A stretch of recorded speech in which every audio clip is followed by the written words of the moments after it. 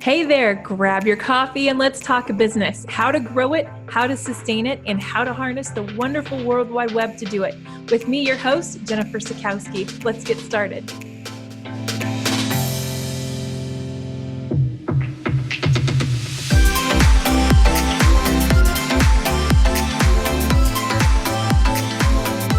Hello, welcome to a new episode of Rainy Day Talks.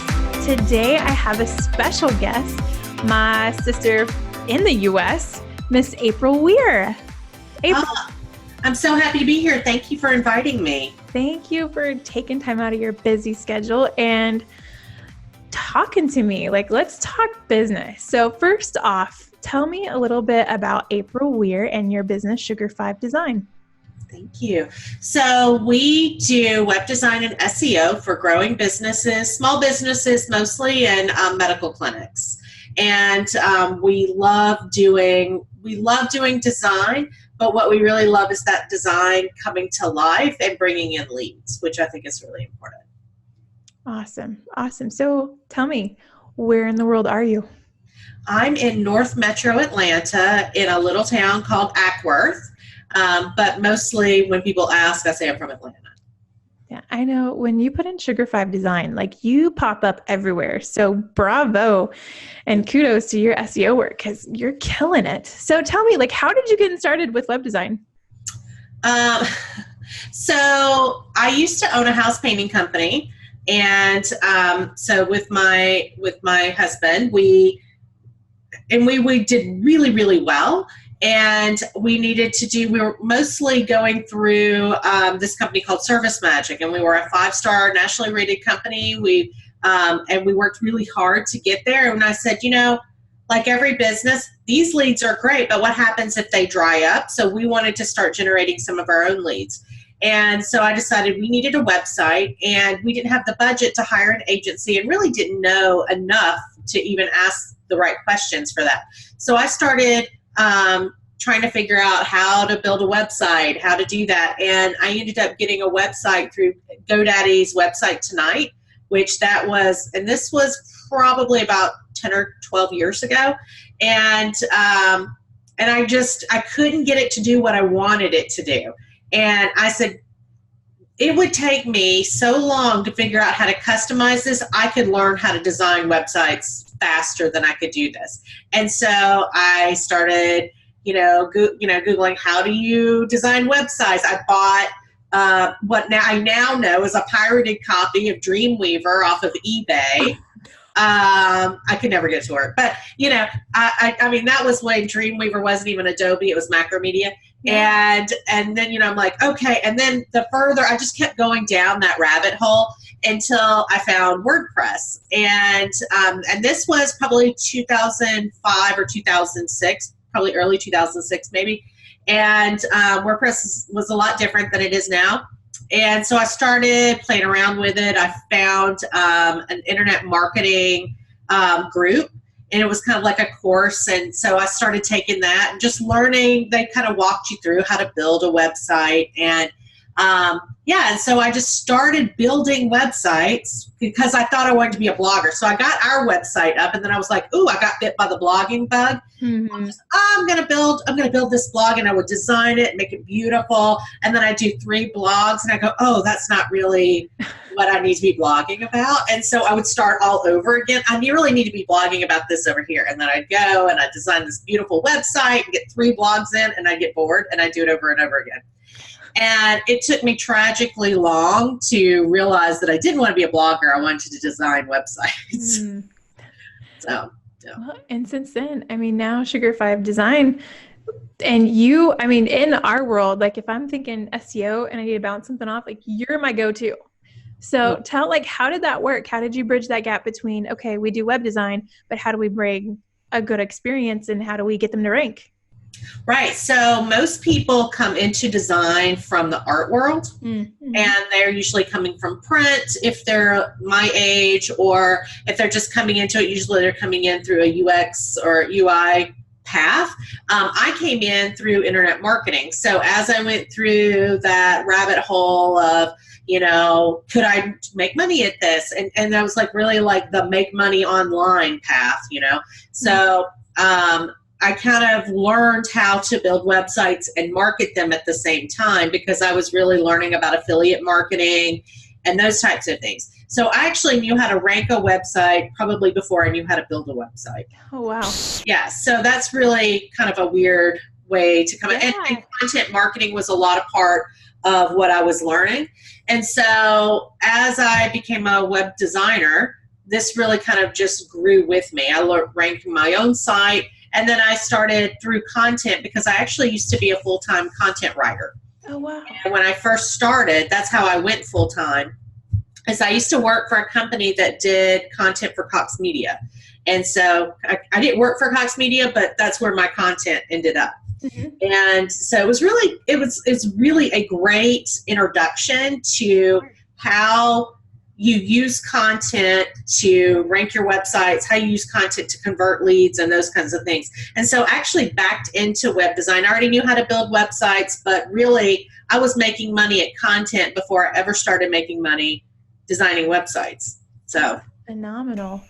So then you fell into the WordPress community because for our listeners, like you are a sought out speaker in the WordPress community. You have been literally all over and speaking at WordCamps. So yes.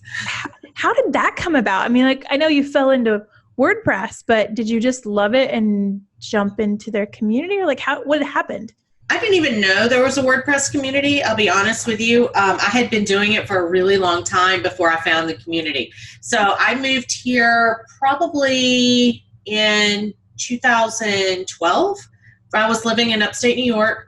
And I had been going to a web developers meetup, which was really interesting. And now I look back on it, it was completely different than the WordPress community.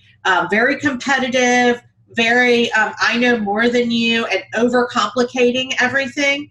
Like somebody came in and talked to us about how to install WordPress, and instead of like showing us the easy way of like most hosts have one click and all that, he went through the whole famous 5-minute install, which never ever takes 5 minutes and is very complicated, and scared everybody away from WordPress. Oh, no. And so that was really funny. And so I moved down here probably in 2012, and I didn't know anybody. And so I started, because I had just started going to that web dev meetup. So I'm going to go see what I can find. And it just amazed me. There were like 2 really, really big WordPress meetups here, and there was a bunch of other small ones. And so I started going, and these became my people. They were just open arm, not competitive in the least, super generous, only wanted to see me succeed, and they just opened their arms, and I just fell in love with the community. And I would absolutely not have the business I have right now if it was not for the WordPress community. Oh, wow. Wow. I didn't know that. Mm-hmm. I didn't know that. So let's talk, because one of the things I like to bring up even before we get into like what I really want to talk about is, as a boss and a successful boss, you set yourself up for success. How do you do that daily? How do you set your intentions, or what do you do? Well, I wish I could say it's a little bit more structured, but over the years, I've gotten much better at knowing what I need to accomplish throughout the week. Right, and kind of backing into my daily routine from that. Actually, there's a mentor I have right now, and he encouraged me to print out my daily tasks from my project management and just say the night before, these are the tasks that I need to do the next day, and have it already printed out at my desk waiting for me. Oh, wow. And it sounds hokey, but it really does work. And so that's kind of what I'm doing now. And I time block a little bit, so that helps too. So you are like laser focused right when you step in. Yeah, I have to be. I do a lot. And so one of the things I'm known for in my circle is I do a lot. But it's really funny because I only do easy things. I just do a lot of easy things. Okay, so you have to give an example. So I run 4 meetups a month 4 meetup meetings. So I have the Woodstock WordPress meetup, and we meet twice a month. And then I have a community outreach program called Local Service Academy, where we teach local small businesses lead generation through content marketing, digital marketing, those kinds of things. And we meet twice a month. So we have one is co-ed, and one's a women's only meeting. And people think that like that's just so much, but I batch all my time, and I plan it out almost a year in advance, and then I just show up, right? So it's really, it looks like it's a lot, right? And also because I promote all of this, it looks like I'm everywhere. And honestly, I'm just showing up to these places once or twice a week. That you pre-planned out for the year. Yeah. On top of being a mama, like let's throw that in the mix too, because that adds a whole other level. Yep. So I have a 9-year-old that I homeschool, and he is the love of my life and a joy to be around most of the time. And I love it. And so what I do, it has to be easy. We have an online curriculum, and it really flows. We go year round. So one of our coaches, Simon Kelly, he always asks the question. He says, "What would it look like if it were easy?" And I ask myself that all the time. What would this look like? What's the easiest possible way we can do that? And so if you go in Georgia, you only have to go so many hours a year of instruction. And so what I did was we just go year round, 7 days a week. And so we only have to do 2.5 hours of school a day. And that can be broken up through the day. So sometimes it's 30 minutes in the morning, 30 minutes after lunch, an hour after dinner. And it really just because that's what's easiest. And it's also really works for my son. And so, because he can't sit still very long. So like looking at everything that I do, what's the easiest possible version of that? Oh my gosh. That just like totally, I just wrote that down. Like, what does easy look like? Because as a business owner, you are juggling a lot of balls.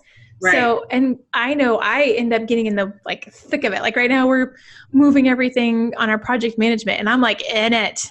Yeah. And just to have that moment to step back. Whoa.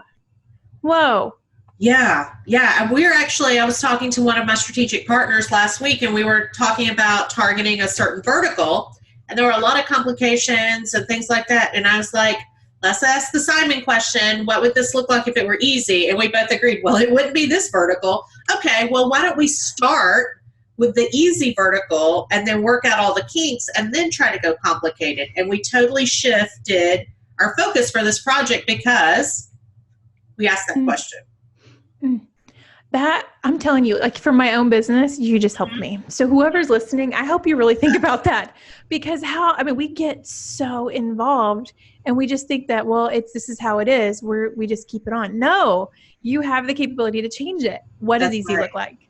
What does easy look like? What would it look like if this was easy? And so I recently just totally changed my business model based on this question. I was doing full cycle marketing and doing everything from social media to email marketing, content marketing, everything. And I had a health crisis earlier this year, ended up having emergency surgery, and my business kind of like, it got really difficult. And I said, okay, well, eventually that'll happen again. We all have those things. It might not be me, it might be somebody else in my family. Right. But I need to streamline, and what would my business look like if it were easy? And so I realized I kind of just charted out everything that we do, and I ranked it by how much profit I received and how much effort it took. And so I realized that there was and emotional energy, because sometimes something is easy, but it takes a lot of emotional energy. Right. And so I realized I am very low on emotional energy that I can give to my business. So what are the things that are high emotional energy? And I made a list of those, and I said, okay, versus profit, which one of these can I get rid of? And so I realized that we are great and getting better at web development. We are great and getting better at SEO, but we're good at marketing, but the emotional energy it takes is just not a good return on my effort. And so we have handed all of that off to one of our strategic partners. And so now we can go really deep on web dev and SEO and really make sure that what we're doing is profitable and is healthy for us and easy, and we can sustain emotionally with our energy, and also is much easier for us. Yeah, that's phenomenal. Like just being focused, because as a business owner, you're pulled in how many different directions. Yeah, right? Absolutely. And like, where are you putting your most energy in? Yeah. That's phenomenal. So, okay. And then going a step further, we talk about like what's our sweet spot and how we find that what public speaking is big. Like you do a lot of speaking. So where does that weigh in, and how did you get started with that? And I'd even go to further say, like, how does that affect your business? I love speaking, and I always knew I was supposed to be speaking.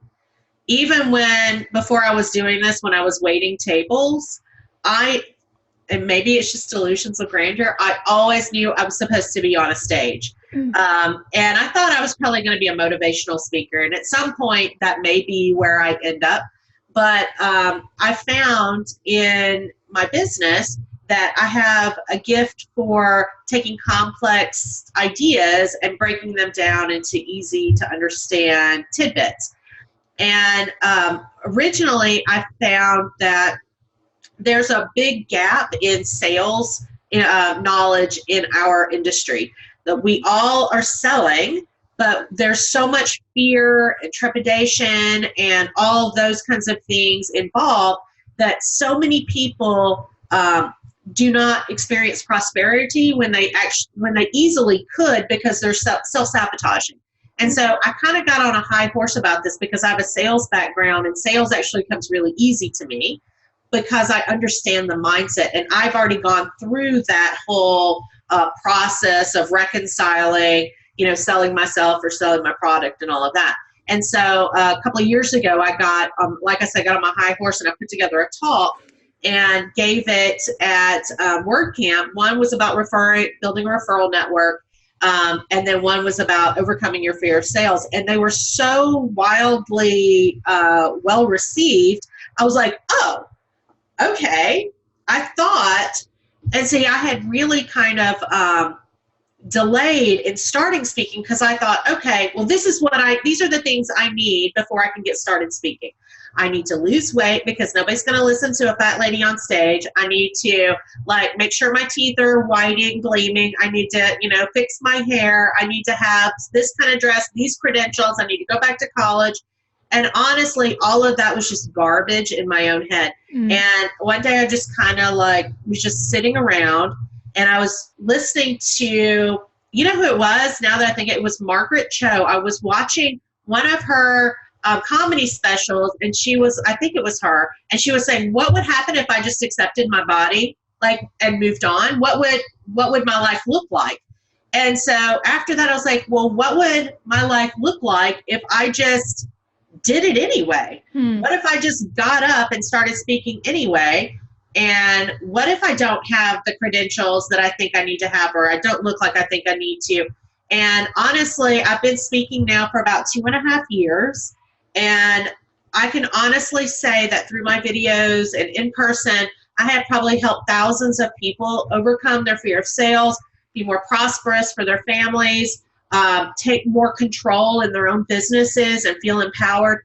And I kind of think about that, and I'm like, what if I had done that sooner? What if I hadn't let all that head garbage? But it happens when it happens. But I hope that through my story, other people might feel empowered to just go, just start the next step.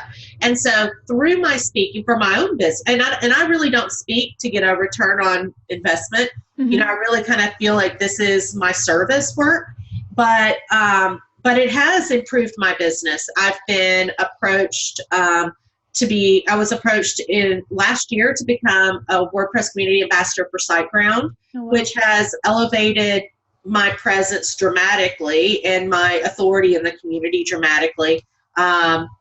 People, if a client asks me a question about, who am I to help them, I said, just Google my name and WordPress and see see what you find. Mm-hmm. Right. So it has been really helpful to me, but it's also me stepping into my power it's helping my internal life, if that makes sense. Yeah. And the first thing that I heard was it had to be a mindset shift. Correct. You had to get over that fear of, well, who am I? Or I need to have all these things in order. You just did it. You started.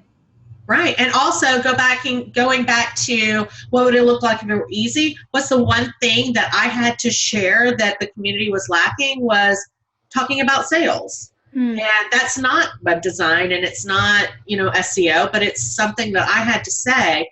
And so, if it's easy and you have to say it and you can take another step forward, I think that's kind of like the message, write what you know. Taking the next step forward into your area of giftedness and your sweet spot, it can be scary, but if we just take one step at a time, it's actually not that hard. Yeah. And let's be honest, like the first time around, it's not going to be the prettiest, right? Like, tell me about that. Obviously, have you grown since then? Was the first time what it is now? Like, let's be honest. So, my first time I spoke at a meetup, it's really funny because, I'm not shy at all. But in the meetups, I felt so intimidated by everyone else's knowledge because we're all self-taught basically in most of these areas. And I'm like, who am I, to have a voice here?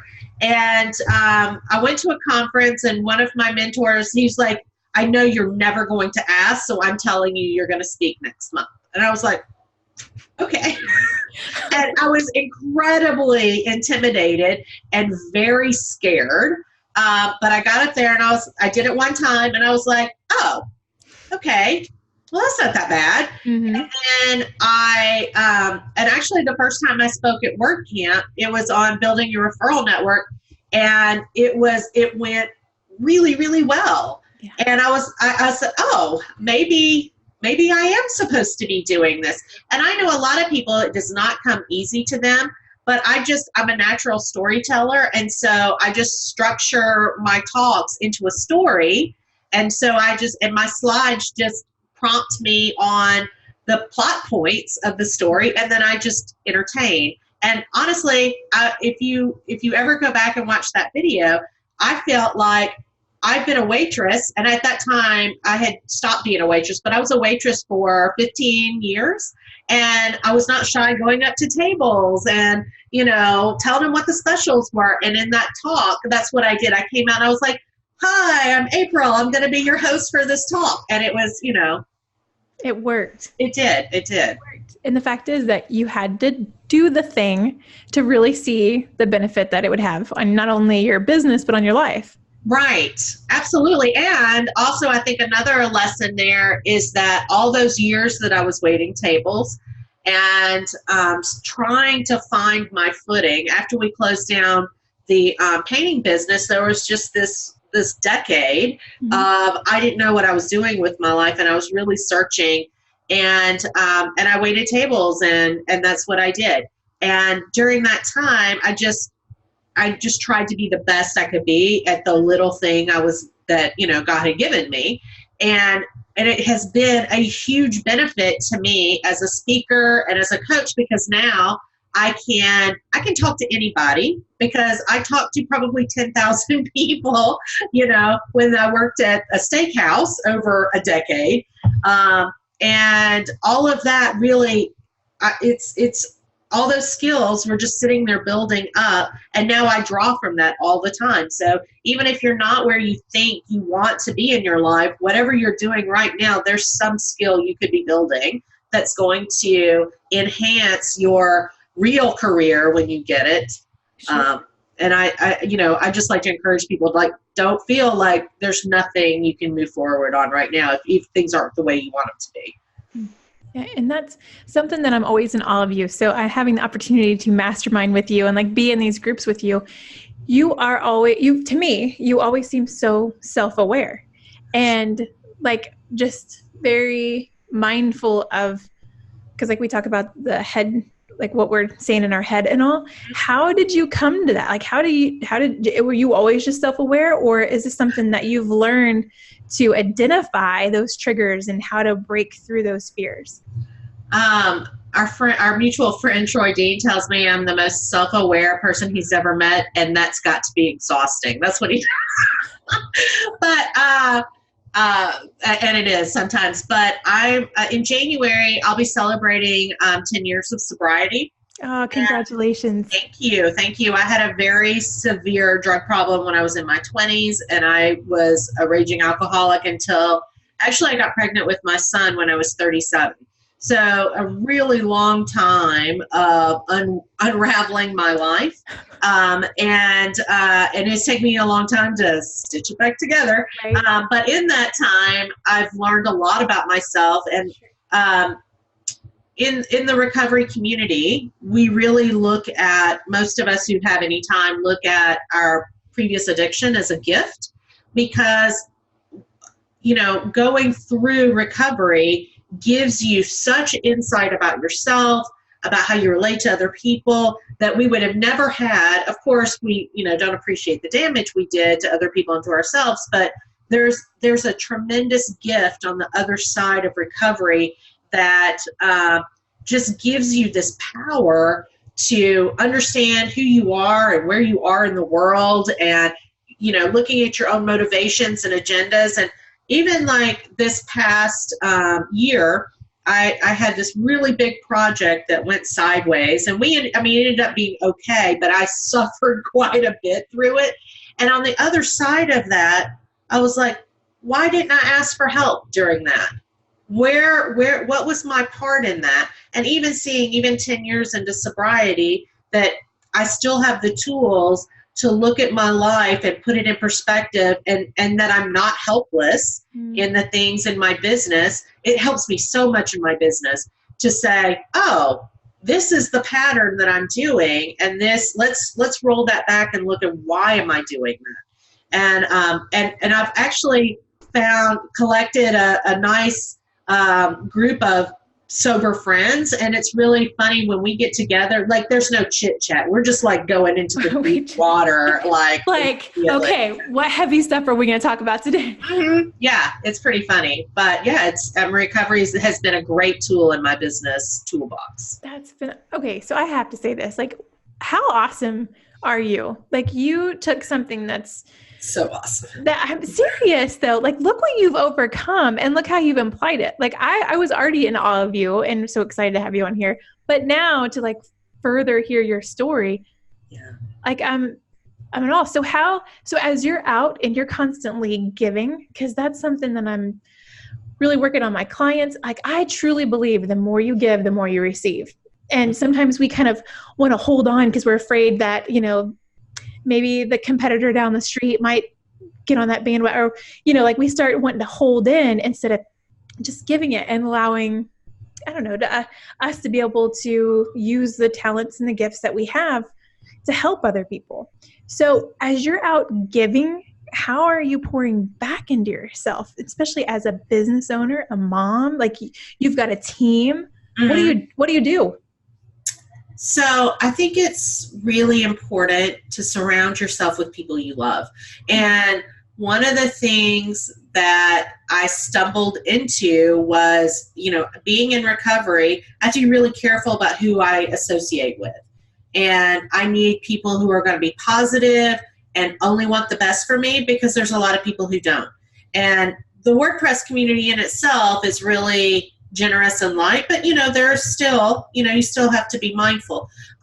And so I've just been really intentional about who I want to associate with. And we went to an event you and I did last year around this time in San Diego. San Diego.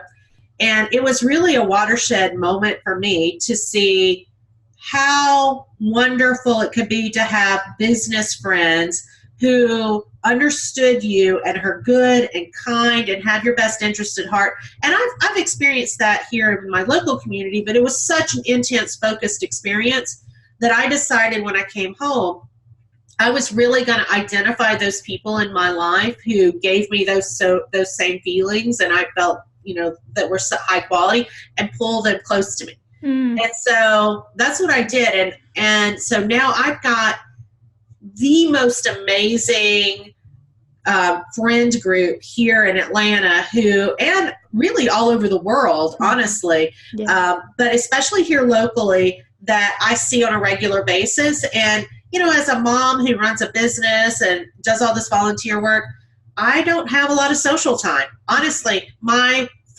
business friends are my social network. And so we go to conferences together, so I'm marrying the nurturing and the love I need from my friends with my business. And I keep pulling them closer and closer and closer to me, so that now my everyday business life is so enmeshed with this incredible amount of love and generosity and this just encouraging spirit that it's really hard to explain to someone who's never experienced that this is the reward that we can have as business owners, is that we can craft this life and surround ourselves with these incredible people that, I couldn't imagine having to go back to work 9 to 5 and be forced to work with people all day that I didn't pick to put in my life. And so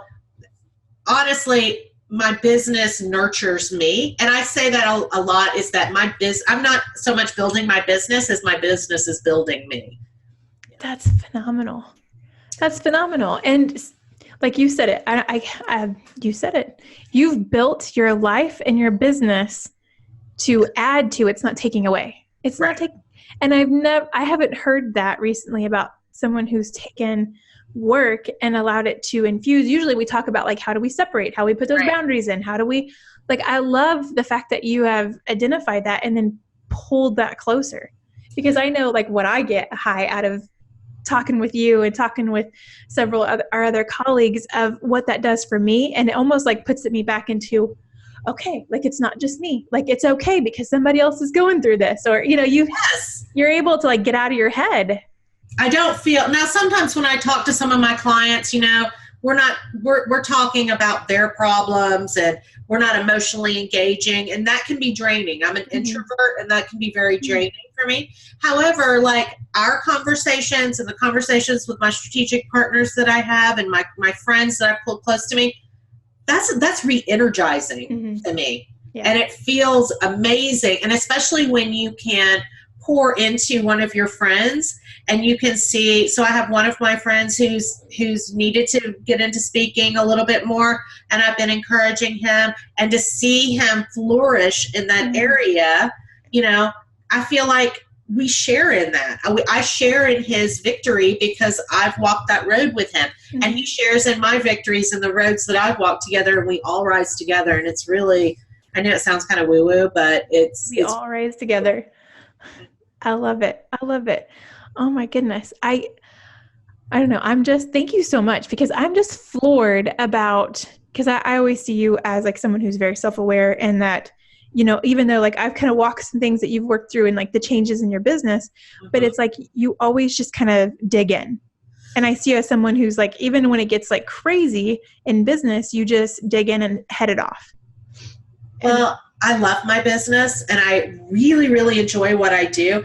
And I think surrounding myself with people like you and other people in our, that we're mutually friends with, there's something about having really amazing people around you that makes you want to sit up a little bit straighter, be something or someone that your friends can be proud of.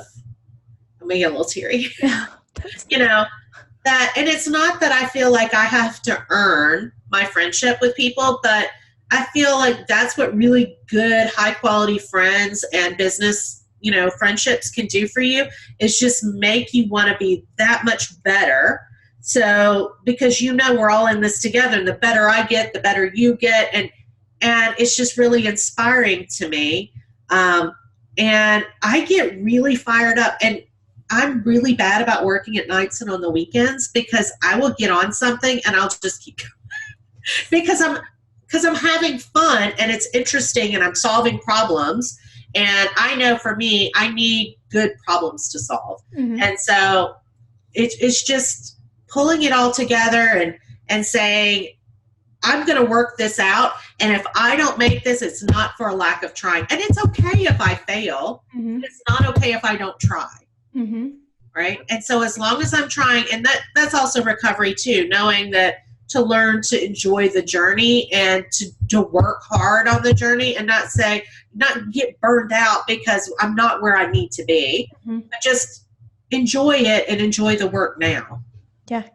Yeah. And I think in having the close set of people of realizing, because I know I go there, I go to the point to where it's like, I don't want to burden anybody with my little, like, I think that I'm so insignificant, with what I want to bring to the table, but it's in those times that you ask for help or that you share or even overshare. That's when it's like the community jumps in, and it's like, even if you feel like you're failing, when you have those close knit people to pull on, it's not only you're helping yourself, but you're also helping them because they're helping you. Did that make sense? Absolutely. And I have found that my friends, even this summer, even in the last really couple of weeks, some of my friends are teaching me how to be vulnerable. And I think I'm self-aware, and I think I know how to be vulnerable. And, I had a business partnership where, I felt really insignificant, and sharing some of that and the response that I got and how I was lifted up was just so amazing to see my friends being compassionate towards me and to make it safe for me to be vulnerable. Because I know a lot of us, especially coming out of the corporate world or other worlds where it's very competitive and kind of cutthroat, that you don't feel safe around the people that you work with. Mm-hmm. And I don't know that I even really knew how to feel safe that way. And so surrounding yourself with really high quality people can allow you to start dropping some of those walls and stepping into some areas that maybe you haven't even felt safe to explore about your own business or yourself. And even like when we went to San Diego, everybody, when we came back, I felt when I got in that room that I was the smallest person in that room. Yep. And every single person that came back when we were talking afterward, every single person said the same thing. I felt like I was the smallest person in that room. So either all of us are, have a warped perspective on who we are and our place in the world, right? Or this is just something that everybody feels. And I think everybody feels like they're lacking in some way. Mm-hmm. But, I think that's just one of the things we have to work through with good quality people around us, because you can't work through those things with just anybody. Mm-hmm. So I would encourage people listening, find the people who lift you up and intentionally spend more time with them. And that may be, hey, before we leave hanging out till late today, let's get the next thing on the calendar. Mm-hmm. Be a little nerdy about it, right? Right. And just make sure that you're staying in touch. Right. That's huge, because as a business owner, sometimes we get in our own island. Like I know I do, we get our head down, we're doing the work, we're doing the thing, we're taking care of the family. And then we start drifting. And I know it's those times is when that's the time that I need most to have other people speak in life into me, or just sharing, just connecting. Yeah. So how would you advise somebody to look for those people? Let's say that I don't have those people in my life. I don't have those business owners, because let's face it, you really do need to have some other business owners as friends and colleagues that you can do life with. So how do you find those people? So where are they hanging out? Are they at the chamber, or are they at a mompreneur meetup? I was just where can you find more people like you, and then just start doing one-on-ones with people. I mean, it really is that hokey to just say, I'd like to take you to lunch, or let's meet for coffee, and just really start dating your business community, and there you're going to find some duds and you're going to find some winners. And then you just kind of just filter through, are they talking smack about everybody and tearing other people down. Okay, well, maybe they'd be fun for margaritas, but maybe that's not the person you want to build your business life with. Right. Right. So then you just kind of do it that way. And what I did very intentionally when I first came to this community is every time I'd get a big check, I would take somebody that I thought might be a good referral partner for me, and I'd take them to lunch. And so this might be something you could marry together with building your referral network, is I would just say, hey, can I buy you lunch on Thursday? And so I would go take this person to lunch, find out how I could encourage them without trying to get anything from them, and see if I wanted to, be friends with them. And really, that's kind of how I have built my referral network. Almost 85% of my business comes by referral. And it's all from people that I really enjoy. And we are just trying to find ways to spend time with each other, actually, because we like each other's company. And so just be really weird and intentional about it. And just be like, hey, I like your energy. Let's go have coffee, and just be a total nerd. And it actually does work. Yeah, because in the long run, it's just going to help you, and you're going to help others. Yeah, and you got to have lunch with somebody and spend an hour, and that is our reward for being business owners, is being able, and that is work. So you may do this, and while you're doing it, feel like there's something else I should be doing right now. This is taking away from my business. This is your business. And in fact, this is probably the most important thing you can do for your business, is to be intentionally making connections with high quality people, because when you slip, they will catch you. Yep. And connections is everything. Like, you never know who that you're going to connect with and how that might lead to open doors as well. Absolutely. Both ways. Yeah. That's phenomenal. Well, okay. So I feel like we did so much. We covered so much ground. So like from just being the mindset about your business and walking in what you feel like you're called to do and doing it, I feel like unapologetically. Like just like you said, like you had to work through those fears of like, it's not going to be perfect. I think I have to be this way, but you just started. So whatever it is that you think that you should be doing, you probably should, and you need to just start it. It may not be pretty, or it may, in April's case, it was awesome. You got great feedback, and you knew like that's what I've been missing up until now. And it hasn't always been pretty since then. I've had some pretty public duds, but you just have to make peace with the worst case scenario, and you will always be okay. I have made peace that I'm going to make a fool of myself at some point. And so if that happens, I planned on it. Right. It wasn't a mistake. It was a part of the plan. Right. It just worked out. It worked out for your good. Mm-hmm. And then pulling off experiences, whatever they may be, if you think that you don't have any, you really do. You really have some skill sets at whatever job or whatever it's led you to now. You've had to learn. That got you to here. So That's what you can pull upon, is your experiences. Absolutely. And there's a great book by John Acuff called Quitter. And he talks about how before you take those next steps to, get into the job of your dreams or start this next thing, like how can you make what you're doing now prepare you for that next step? Because some of us, when we're in that place where we're not ready to take the next step, we feel like we're wasting our time. But how do we mine our current experience to prepare us for that next step, which is really, really key. Yeah. And then there's something that like I personally have taken away from this episode is, what does it look like if it was easy? And then making that happen, like doing the thing that makes it easy. Yes. And not I'm an overcomplicator. So I have to, and I'm seriously down the road of overcomplicating something before I'm like, oh, whoa, what would this look like if it were easy? So asking it a little early on is something I'm learning too. That's huge. Like right already I've been thinking like, oh my gosh, like there's so many things right now that I just need to like make it simple. Just make it simple. Mm-hmm. And then lastly, about mindset and helping your mindset and how you pour back in is the people who you hang out with and how you can marry that to your business. I think that's huge. And that's a huge example of how that works. It doesn't have to be business and home life. It can be one and the same. Yeah.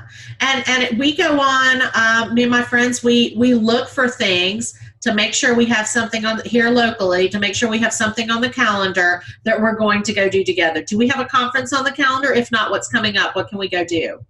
That's good. Right. And just like, almost like having business friend dates, you know? And that's really important to have shared experiences. And it's just, you know, it's also fun. Yeah. Yeah. Because let's face it, like we built this life. And so how can we make it enjoyable? It doesn't have to be that hard. That's right. April, thank you so much for taking time out of your day and to spend with me. And thank you so much for just sharing your story. Oh, thank you so much for having me. This has been really fun. Thank you. All right. Well, if you've found this helpful, I want you to check out April at sugar5design.com. I'll be linking her up in the show notes, as well as if you find it helpful, if you're like, yes, I need to look and how do I make this easy, please take a screenshot, hashtag Rainy Day Design or Rainy Day Talks, and let us know what you're going to do with that information. Thank you so much, and I hope you'll have a great day. A huge thank you to Mark at Mark Levander Productions for sponsoring Season 1 of Rainy Day Talks podcast. I'm very particular who we partner with, and Mark was a no-brainer. Mark does all of our video editing and puts all of the components and pieces together for our YouTube channel and podcast. If you are looking to publish your own YouTube series, podcast, or need photography work, please contact Mark through marklevanderproductions.com.